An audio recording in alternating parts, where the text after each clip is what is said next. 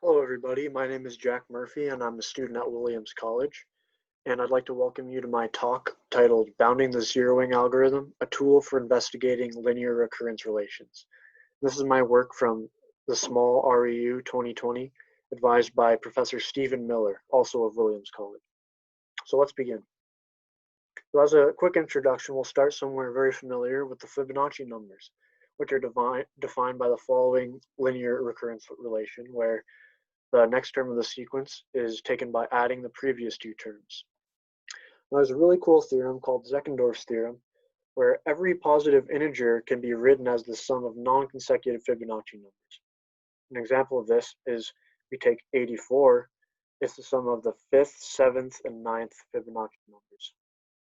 Okay, so now the goal of this work here is to basically generalize Zeckendorf's theorem to other types of linear recurrence sequences. So the first type we're going to look at is called PLRS, a positive linear recurrence sequence. And this is a linear occurrence satisfying when the first and last coefficients are greater than or equal to 1, and all the other coefficients are non-negative. And Zeckendorf's theorem has been generalized to these PLRSs in that a unique legal decomposition exists for every positive integer of these sequences.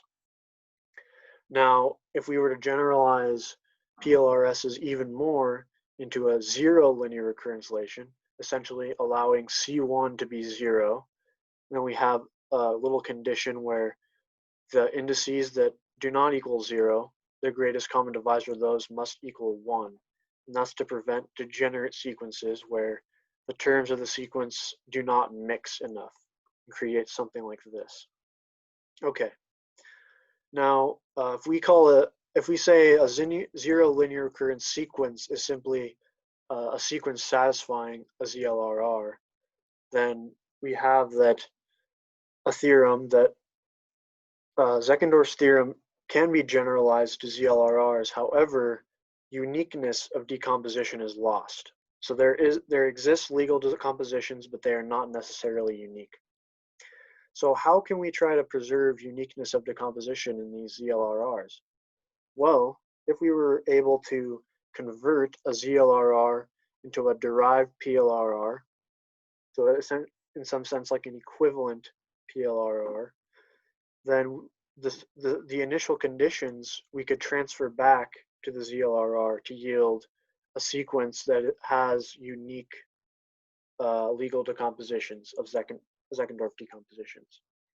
And what we are about to present is the zeroing algorithm, which when configured correctly can accomplish exactly this conversion.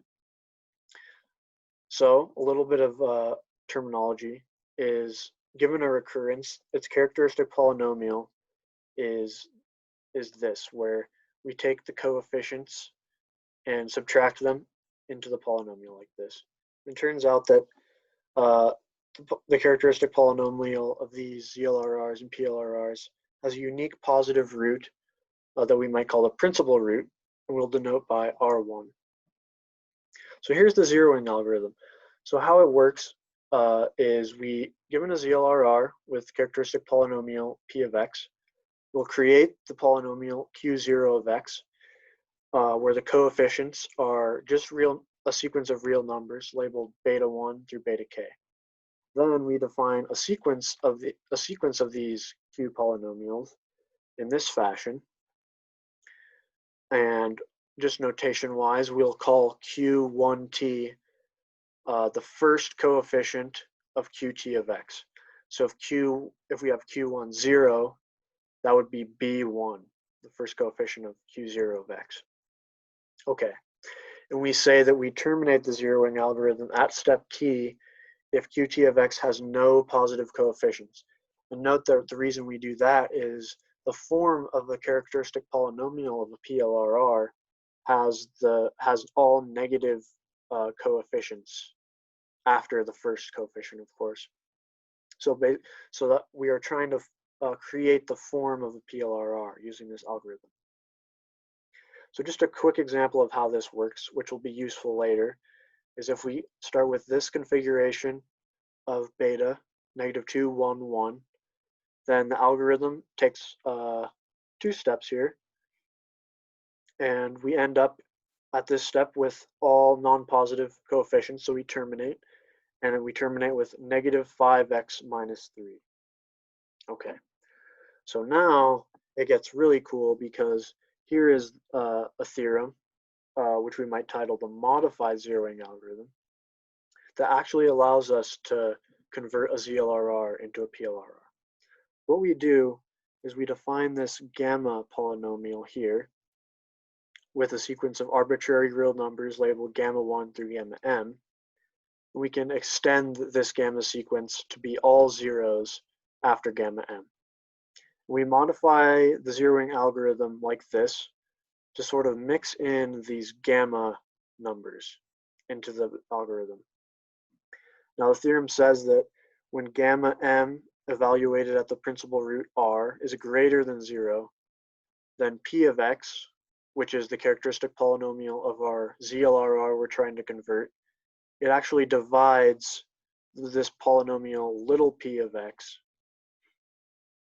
where in this case t0 is the number of steps of the unmodified algorithm. So basically what this is saying is we're going to take m steps of the modified algorithm here, and then once we hit these, after gamma m, all these gamma terms are 0, so it will revert back to the unmodified zeroing algorithm and run till termination. So how this works as an example is if we consider the same ZLRR as our previous example, what we do is we let m equal 2, and we set gamma 1 equal 1 and gamma 2 equals -1. The reason we do that is because the first two coefficients of a PLRR are 1 and -1. So we are trying to form up a PLRR like this. So we're only taking 2 steps because m equals 2, and we come up with -2x squared plus x plus 1.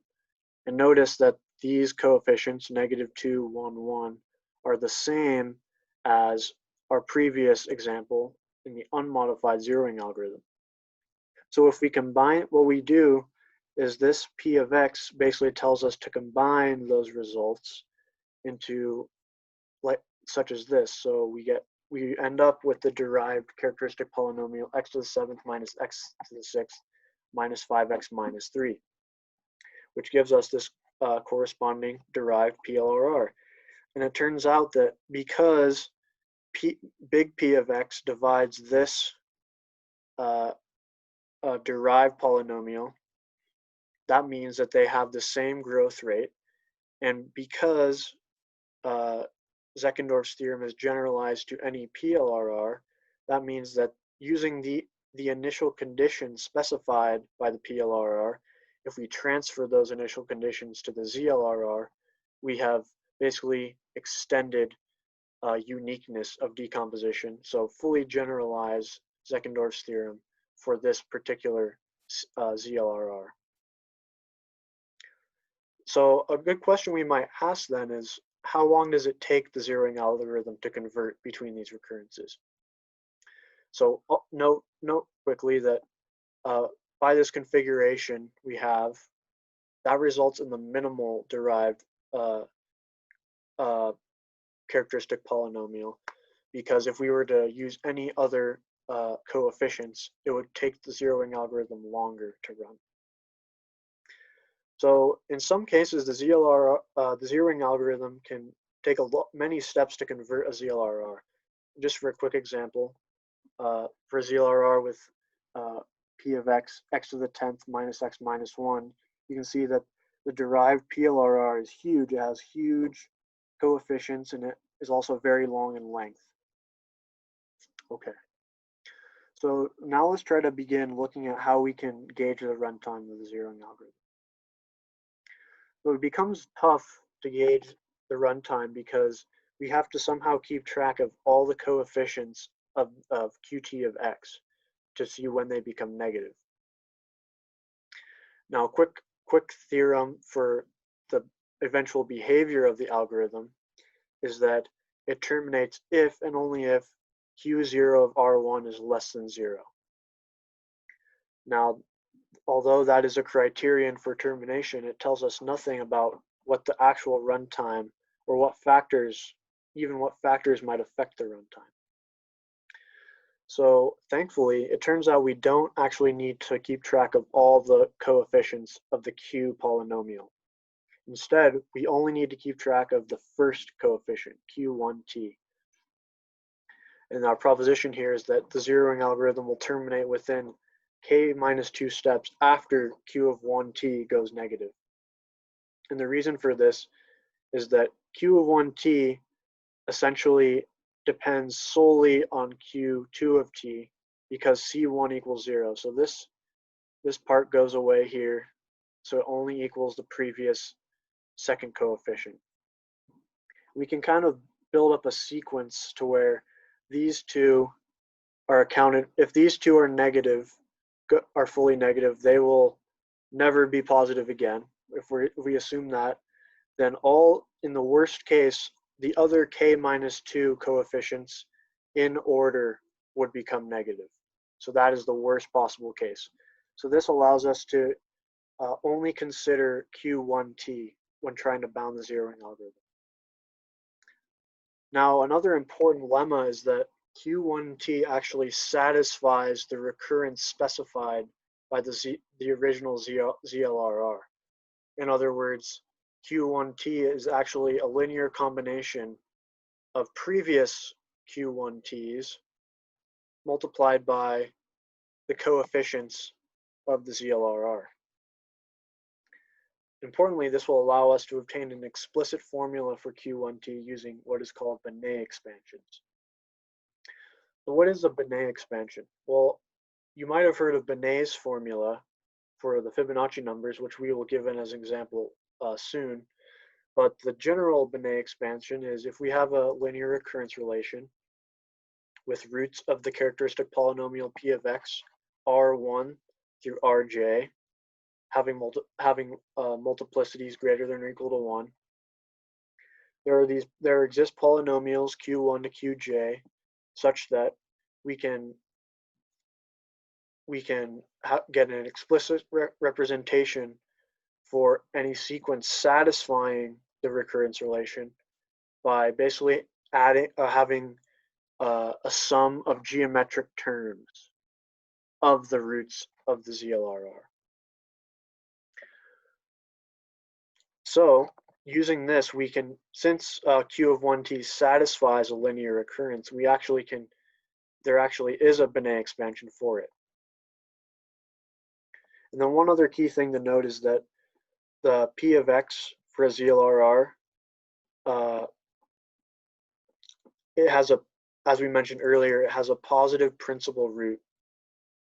And in the Binet expansion, this is the most important component of it because it will dominate the activity of the other roots since it is positive, because all the other roots will either be conjugates or negative. So eventually, if the coefficient of R1 is not 0, the behavior of this term alone will dominate the whole expression. And then here's our example of the Binet's formula again. Just a quick look at that. So this is an explicit representation for the Fibonacci numbers. So now to the main results. So because the principal root in the Binet expansion of Q1t will dominate all the others, that is what we wanted to investigate. And it turns out that the principal coefficient, which will control the behavior of that root in the Binet expansion, is directly related to Q0 of R1, which, as we saw earlier, is the criteria for termination of the zeroing algorithm. So the theorem we've found is if the characteristic polynomial of the ZLRR has roots R1 to Rk, each having multiplicity 1, then Q1t has a Binet expansion of this form. Then A1, which is the principal root or the principal coefficient of the Binet expansion, is related to Q0 of R1, like this. Now, a quick sketch of the proof is, so the coefficients of the Binet expansion are actually the solutions to the following linear system here. And this column vector are values of Q1t. Now, using different linear algebra tricks, we can simplify A1 down to this expression, where this S sub kn is the k minus nth degree elementary symmetric polynomial. And that is sort of like taking all the combinations of the roots of a certain number of roots. And then it turns out that the characteristic polynomial has really nice properties that allow us to prove these relations, and which then allow for an induction argument to show this expression, which then, if we combine this expression at m, if we evaluate this at m, this is actually Q0 of R1. And then this simplifies the previous denominator here to obtain our expression. So given this theorem, we can actually estimate the runtime of the modified zeroing algorithm. So a corollary for this theorem is ZLRRs that have principal roots closest to 1 will take the longest to convert to a derived PLRR. And just a quick proof is that in the zeroing algorithm paper, it's shown, this relation is shown, that QM of R1 equals this expression. So if we use our modified zeroing algorithm configuration, we obtain this expression. And if you see, we have one of the products here is R1 minus 1. So as R1 goes to 1, we have Q2 of R1 going to 0. And in our theorem here, if Q0 of R1 is going to 0, then that means that the principal root in the Binet expansion is going to be taking longer and longer to dominate. So the runtime will be expanded as the principal root goes closer to 1. And as an example, we'll take our previous example of our really long example, and we'll see that this p of x actually has principal root 1.07, which is very close to 1, with a Q0 value very close to 0 as well. So some other takeaways from this theorem is we now know concretely why the zeroing algorithm terminates if and only if Q0 of R1 is less than 0. And that's because if it is greater than or equal to 0, the principal root of the Binet expansion will either be non-existent. If the coefficient is 0, then the sequence will not diverge at all. Or if it's positive, the sequence or the zeroing algorithm will diverge to positive infinity, but we want it to diverge to negative infinity. And then we also know, of course, similarly, that the runtime depends exclusively on the choice of Q0 of x. Since as Q0, and then one other thing based off of these we know is as Q0 of R1 goes to 0, the runtime goes to infinity. And that's kind of what we were talking about earlier, where it will take longer and longer for the principal root to dominate the Binet expansion. So future work is to extend this theorem to p of x with allowing multiplicities being greater to 1. But that is a harder problem because the matrix equation becomes a lot harder. The form of it, it's much harder to simplify than by assuming the multiplicities are 1. Also, we have a conjecture for the true bound on the zeroing algorithm, in that using our theorem, we might think that Q0 of R1 in the runtime, we might have an inverse or exponential relationship. And running some MATLAB simulations, I've come up with this graph showing a clear kind of exponential relationship as Q0 of R goes to 0, the runtime going up towards infinity. We might be able to accomplish this by solving the Binet expansion of Q1t for t. And that might give us, because that would give us the step where Q1t becomes negative. And that is the conclusion of my talk. Thank you very much for tuning in.